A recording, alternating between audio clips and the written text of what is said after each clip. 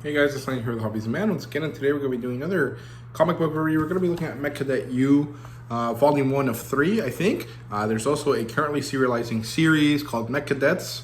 I'm not really sure what the difference is. I'm not sure if it's a retelling or a new story in the same universe, but it's by the same team, so it's cool. The author here is Greg Pak, and the artist is Takeshi Miyazawa, and the colorist is Triona Farrell. Let me make sure that that's the case here. Triona Farrell is the colorist, and Simon Boland is the letterer. And then the cover is colored by Raul Angulo. So there you go.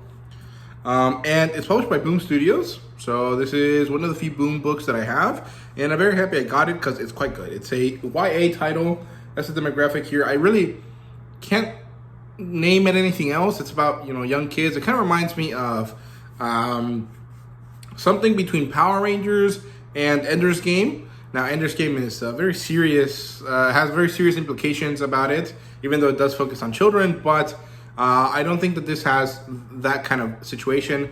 But it is reminiscent of that, especially with the way that it talks about the mentor character in this book. So, yeah, the genres here are mecha, sci-fi, and toku-esque is what I want to go with, because tokusatsu is only live action shows. But there's a lot of things that are based on toku or like specifically around Sentai things that are manga, like Go-Go, Loser Ranger and stuff like that. And this definitely falls into that sort of thing. It is almost like Power Rangers, or almost like Ultraman, or almost like Godzilla or something. It's one of those type of things. It's like Pacific Rim in that sense. So it is toku-esque or tokusatsu-esque, which is not a real genre, but it is the closest thing that I can come up with to give you a clear, concise way of understanding what this is like, right? So, yeah, it does have a Netflix adaptation. I have no clue if it's any good or not.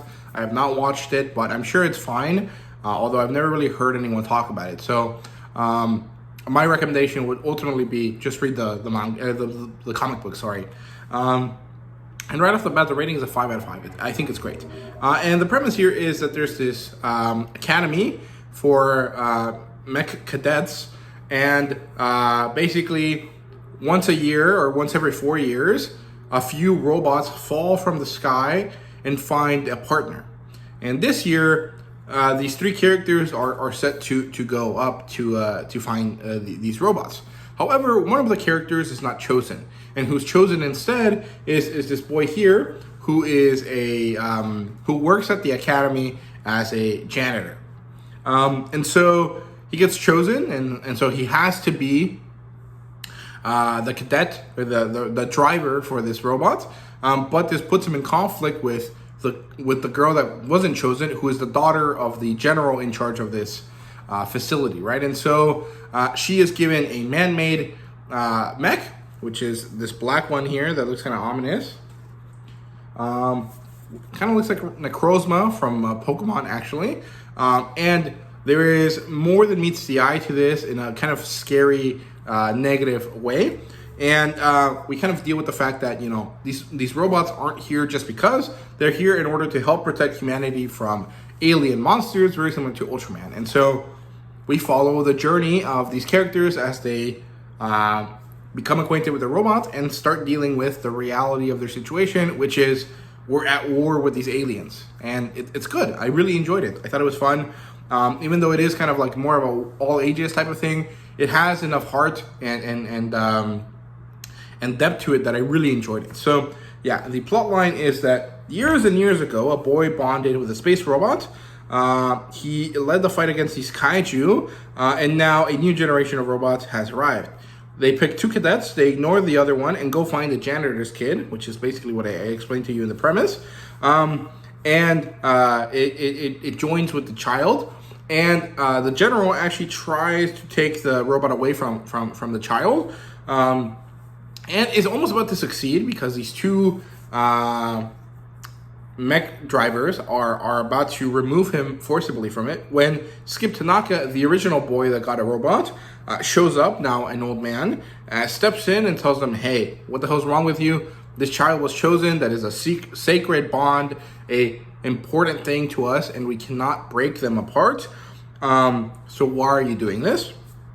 And the general's daughter, who is the girl that wasn't picked earlier, gets a man-made robot. But like I said, there's something sinister about it. There's something wrong with it.